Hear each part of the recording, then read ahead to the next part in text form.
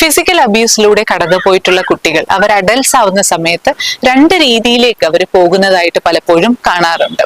ഒന്ന്, ആ ഒരു ഫിസിക്കലി അബ്യൂസീവ് ആയിട്ടുള്ള ഒരു പേരൻസിന്റെ കൂടെ വളർന്ന അല്ലെ ഏതെങ്കിലും തരത്തിലുള്ള ഫിസിക്കൽ അബ്യൂസിലൂടെ കടന്നു പോയിട്ടുള്ള കുട്ടികൾ അവർ അഡൽട്സ് ആവുന്ന സമയത്ത് ആ ഒരു വയലൻസ് കണ്ടിന്യൂ ചെയ്യാനുള്ള ഒരു സാധ്യതയുണ്ട്. അതായത് അവരുടെ കുട്ടികളുടെ അടുത്ത് അല്ലെങ്കിൽ അവരുടെ സ്പൗസിന്റെ അടുത്ത് ആ ഒരു ഫിസിക്കൽ വയലൻസ് കണ്ടിന്യൂ ചെയ്യാനുള്ള ഒരു സാധ്യതയുണ്ട്. അങ്ങനെ ഒരു ഔട്ട്ലെറ്റ് ഇല്ല എന്നുണ്ടെങ്കിൽ അവർ സെൽഫായിട്ട് ഫിസിക്കൽ അബ്യൂസീവ് ആവാനുള്ളൊരു സാധ്യതയും കാണുന്നുണ്ട്. അതാണ് ഒരു രീതി. മറ്റൊരു രീതി എന്ന് പറയുന്നത് അവർക്ക് they continue to become victims. അതായത് ഫിസിക്കലി അബ്യൂസീവ് ആയിട്ടുള്ള സ്പൗസിനെ അങ്ങനത്തെ റിലേഷൻഷിപ്പിലേക്ക് അവർ പോകാനുള്ള ഒരു സാധ്യത കൂടുതലാണ്. അതായത് ടോക്സിക് ആയിട്ടുള്ള റിലേഷൻഷിപ്പിലേക്ക് അട്രാക്റ്റഡ് ആവാനുള്ള ഒരു സാധ്യതയും കൂടുതലാണ്. So parents be mindful, physically അബ്യൂസിലേക്ക് കുഞ്ഞുങ്ങളെ കൊണ്ടുപോകാതിരിക്കാനായിട്ട് ശ്രമിക്കുക.